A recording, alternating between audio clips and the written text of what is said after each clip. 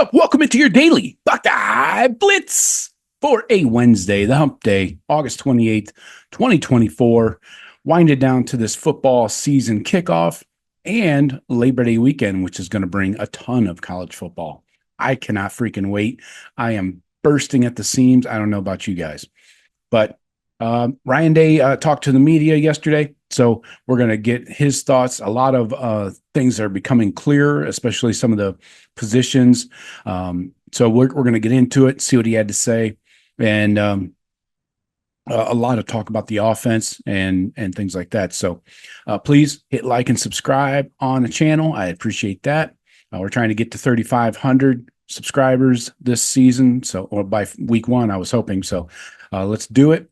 I appreciate your help. Please share it with a friend, all that good stuff. And I'll be back again Friday live, 4:30 p.m. Eastern. We're going to get you ready for the Buckeye game on Saturday. And then me, Jeff, and Sean will have our instant reaction Sunday night at 7:30 p.m. Eastern. Hopefully we can have all three of us on at one time. Excuse me. All right. So let's get into it here. Let's see what Ryan Day has to say about his team in this 2024 startup. So first off, most important, who's the starter at right guard? He answered that. Tegra Shabola is your starter week one at right guard. So he earned the right.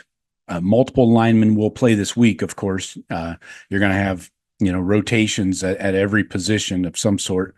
So I think that virus that went through fall camp on the O-line room hurt Carson Hinsman because he missed quite a bit of time. Tegra didn't miss any time. So I think that put Hinsman a little bit behind the eight ball, unfortunately. So for now, it's Tegra. Let's see how it goes.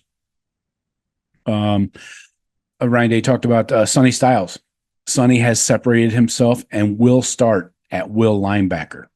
So as we kind of expected, it's not a major shock here. Same with Tegra. That was not a major surprise, but they're going to play multiple guys at linebacker as well. So you're going to see a lot of dudes rotating in there. You're going to see at times Sonny and CJ on the field and maybe no Cody, or at times you'll see all three of them, depending on the offense's package they have in there. So they want Will Howard to be the run game coordinator. They want him to operate the offense cleanly. They want him to run a clean operation, get the team to the line of scrimmage and take care of the football. He wants Will to make the routine plays routinely. We've heard this for years. And he wants good communication and ball security. So all the major food groups of the quarterback position. Depth on the O-line was kind of created by this virus. A lot of guys had to get work with the ones that typically wouldn't have. The young linemen had to figure out what they could and could not do against the first team defensive line. So it's a long build towards the end of the season. So at times you're going to see guys out there mixing with the ones in games early on. So Ryan Day talked again about Tegra. He said Tegra's been consistent. They've been able to count on him. He's gotten a lot of reps in preseason. So that's important. When the head coach says they can count on you as a player, that's a huge pat on the back. Running backs. Ryan Day said Coach Locke hasn't decided on who will take the first snap at running back on Saturday. They're going to roll guys, of course, rotate him out. James Peoples will play, so he's going to be your third running back in. He's made good strides and now has to do it in games. He's done it in practice. Now we got to see it in live games. Ryan Day was asked about the impact of having the iPads on the sideline this year, how that's going to affect things. He said the in-game communication will be important in terms of identifying what they're seeing. So like series to series, they can go back immediately when they come off the field on offense and defense, and they can immediately see video of the series they just completed. So he said you'll probably see more in-game adjustments than you ever have. And that makes sense. But again, that goes back to coaching. The coaches have to pinpoint what they need to fix in that previous series while they're on the sidelines, So that has to happen quickly. Will Howard has handled the high expectations because he knew what came with transferring into Ohio State. Ryan Day said, we ask our quarterbacks to do a lot here, and he's embraced that. Ryan Day did say, very important, QB2 is Devin Brown. He is the backup officially. Ryan Day and Chip Kelly have talked about when they want to get him into a game. He didn't really elaborate on any details there, so we'll see how early they can get Devin into Saturday's game. And what makes Saturday's game a success in Ryan Day's eyes? He said, you want as many guys to grade out as champions as possible, and that's 80% or higher. Show we are the hardest playing team in the country. So he wants that effort, nonstop effort. Ryan Day said they focus on the process regardless of the opponent. That does not matter. If the opponent does matter, then you're setting yourself up for failure. They're trying to create a standard for themselves. Nobody's allowed to have a bad day around the Woody. There are only 12 games guaranteed, so go have fun. So serious, and then tapers off to go have fun. It's all fine. Don't lose a game, but go have fun. Special teams. This is important. You're going to see so the special teams in-game setup is going to be Rob Keys. He's one of the assistants, like I believe he's an analyst. He's the leader of the special teams overall, so kind of like the coordinator. Matt Guerreri, he's running punt team. James Laurinaitis is running the kickoff coverage. And then Brian Hartline and Keenan Bailey are on the punt and kickoff return teams. They're kind of tag teaming both return teams. So that's interesting. I guarantee you're going to see a lot of safeties, linebackers on the coverage teams, and then receivers and tight ends on the return teams, which is good. You want these guys to show up for their coach, their position coach, and then want to be on those special teams and thrive on special teams. On splitting carries for each running back, Trey and Quinshawn, Ryan Day said there's no decision yet.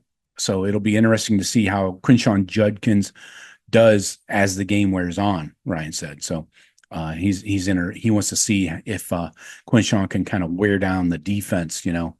Sounds like maybe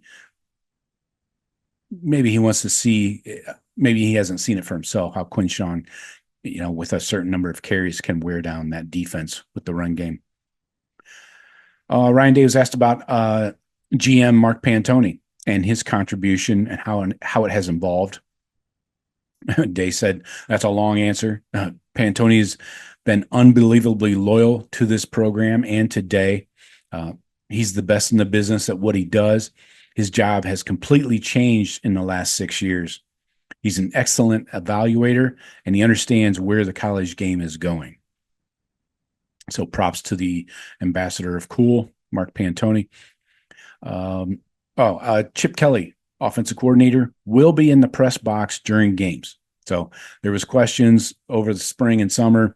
Was he going to be on the sidelines? He was leaning toward, sounded like the sidelines, but no, he's going to be up in the press box.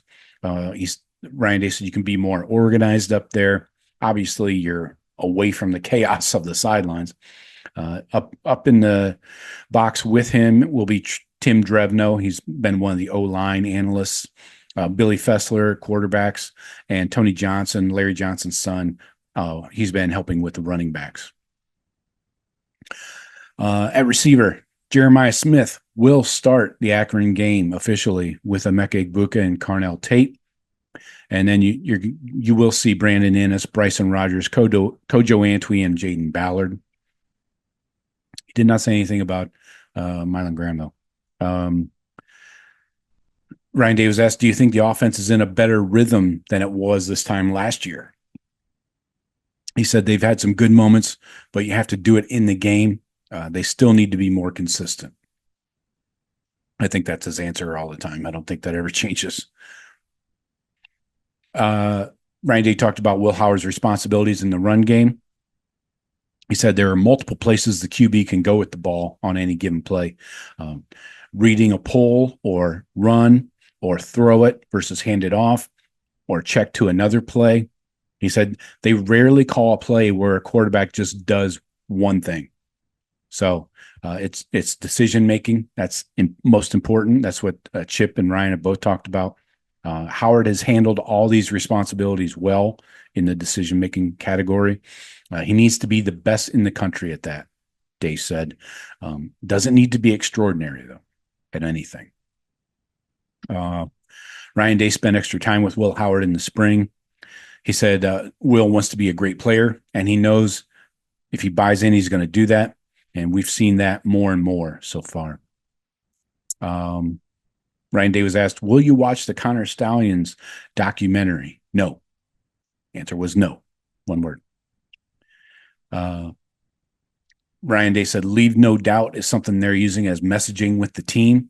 He said, you can't leave it to one drive or one play. And that's probably the one this year that we've grabbed onto the most, the one rallying cry, the one motto, the one tagline that they're hanging their hats on.